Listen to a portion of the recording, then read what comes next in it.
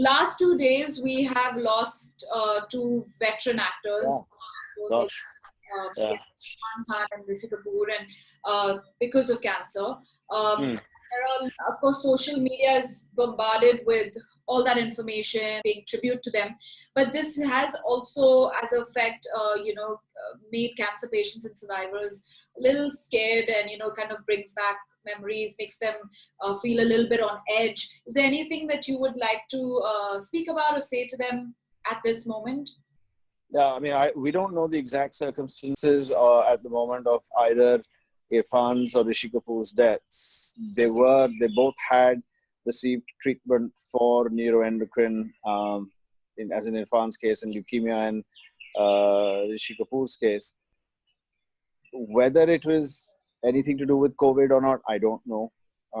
It's just, given the material available at present to me through various media networks, I think it's just sheer bad luck that we've had this happen back to back.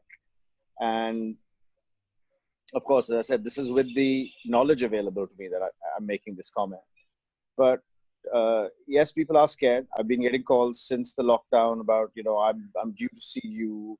What should I do? Should I continue my medicine? Am I at greater risk? And I haven't managed to get my test done. I keep trying to assuage fears and say, look, just stay on whatever treatment you're on. Do continue to do what you're doing. It's not, I wouldn't recommend people to go for routine tests such as mammograms, check mammograms, screening mammograms. If they're delayed by a month or so, it's really not going to make a difference. But if you go and start crowding imaging centers or hospitals, you're far more likely to acquire it than you are if you're not. Yes, of course, if you find a lump in your breast, don't ignore that. If there's a change in voice, which is sudden or gradual, or problems in swallowing, or a change in bowel habit, or postmenopausal vaginal bleeding, and these are things that need attention because they can be problematic, and they can also be potentially curable at present.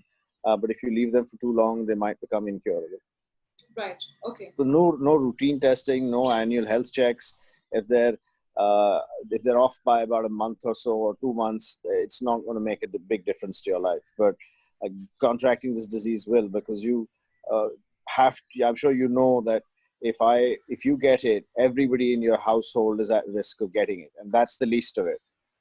So you got to be just be careful about where you go, who you meet, and if you do have to meet people, like I do when I go to the hospital, make sure that you have enough protective equipment on, and you don't touch anything directly.